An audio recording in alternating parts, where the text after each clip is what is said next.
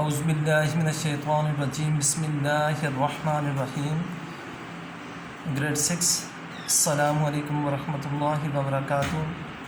اللہ تعالیٰ آپ پر اپنی رحمتیں اور برکتیں نازل فرمائے۔ الحمدللہ جناب پبلک اسکول ماڈل کالونی کے زیر اہتمام آن لائن کلاسز کا سلسلہ جاری ہے اور الحمدللہ ہمارا ہینڈ آؤٹ نمبر 1 پہلے مکمل ہو چکا ہے۔ اب ہم ہینڈ آؤٹ نمبر 2 کی طرف جا رہے ہیں۔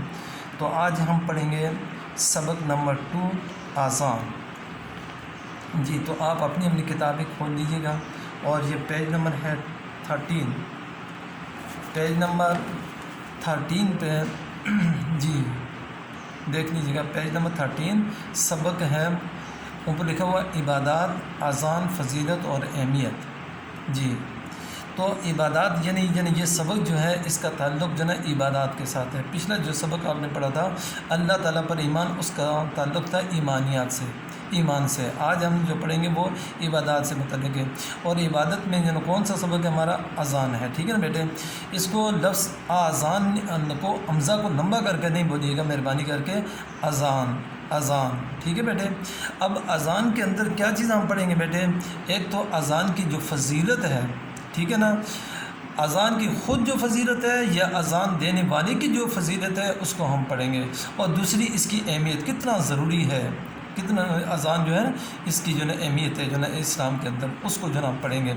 اچھا، دوسری بات یہ ہے کہ اس سبق کو پڑھنے کے بعد ہمیں حاصل کیا ہوگا وہ بھی جو ہے دیکھ لیجیے گا کہ اس سبق کے پڑھنے کے بعد طلبات اس قابل ہو جائیں گے کہ وہ یعنی پڑھنے کے بعد کی بات کریں گے۔ جب آپ پڑھیں گے نا بیٹے تو یہ چند چیزیں آپ کو اس سے حاصل ہو جائیں گی۔ اب کون سی باتیں ہیں؟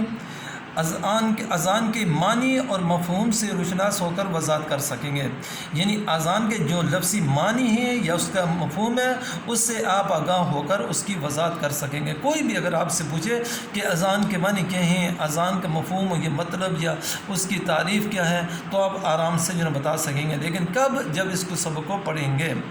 دوسری چیز ہے بیٹے، اذان کی اہمیت اور فضیلت سمجھ کر بیان کر سکیں گے کہ دین اسلام میں جو اذان کی یا عبادات کے اندر جو اذان کی ایک اہمیت ہے یا فضیلت ہے، برتری ہے، وہ سمجھ کر آپ جو ہے نا بیان کر سکیں گے۔ اس کے بعد ہے بیٹے اذان کی معاشرتی اہمیت سے روشناس ہو کر دینی فائدہ حاصل کر سکیں گے، یعنی معاشرے کے اندر جو اذان کی ایک اہمیت ہے نا بیٹے، اس سے جو نا آپ آگاہ ہو کر دینی فائدہ بھی حاصل کر سکیں گے۔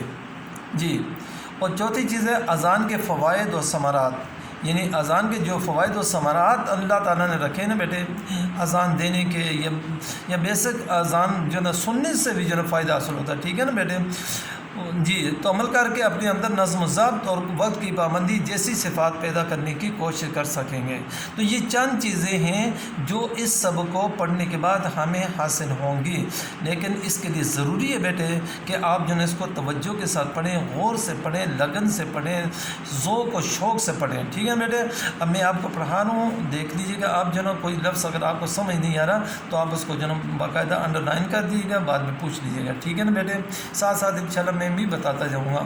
سب سے پہلے اذان، ٹھیک ہے نا بیٹے، اذان یہ لفظ ہے، اذان ہے، معنی اور مفہوم اس کے سمجھ لیجیے گا کہ دن اور رات کے 24 گھنٹوں میں پوری دنیا کے کسی نہ کسی کونے سے بالعموم اور مسلمان ممالک سے بالخصوص مسجد کے بلند و بالا میناروں سے اللہ اکبر کی جو صدا سنائی دیتی ہے جسے اذان کہا جاتا ہے۔ جی تو کیا بتائے بیٹے کہ دن اور رات میں، یعنی کہ اس کا تعلق جو اذان کا نا بیٹے نماز کے ساتھ ہے۔ تو دن رات میں کتنی نمازیں ہم پڑھتے ہیں؟ 5 نمازیں پڑھتے ہیں، ٹھیک ہے نا، دن اور رات میں 5 نمازیں پڑھتی ہیں۔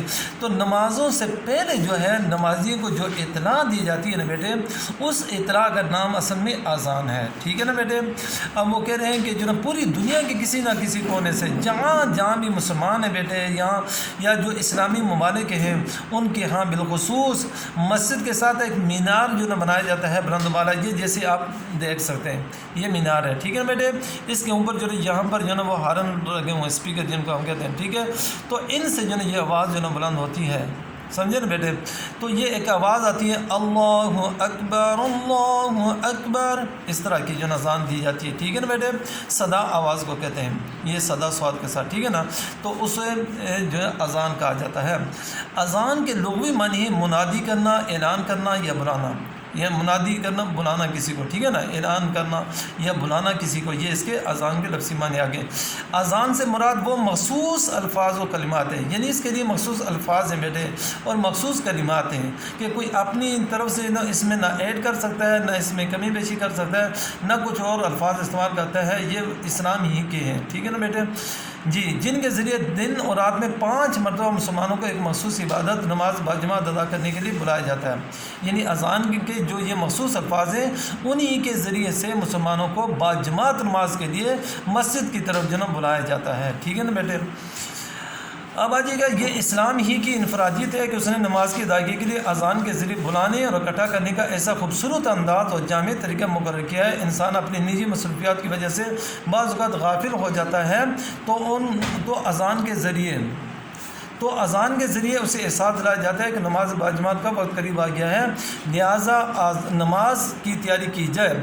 اذان میں جو الفاظ شریعت نے مقرر کیے ان میں سب سے پہلے اللہ تعالیٰ کی بڑائی بیان کرنے کے ساتھ ساتھ توحید کی گواہی دی جاتی ہے، ساتھ ہی اللہ تعالیٰ کے آخری نبی حضرت محمد صلی اللہ علیہ وسلم کی رسالت کی گواہی بھی دی جاتی ہے۔ پھر نماز کا بلاوا ہو جاتا ہے، اس کے بعد نماز کو کامیابی اور فلاح کا ذریعہ بتاتے ہوئے نماز میں شریک ہونے کی دعوت دی جاتی ہے، پھر اللہ تعالیٰ کی بڑائی اور عظمت بیان کی جاتی ہے، اس کے بعد پھر توحید کی گواہی دے کر اذان ختم کی جاتی ہے۔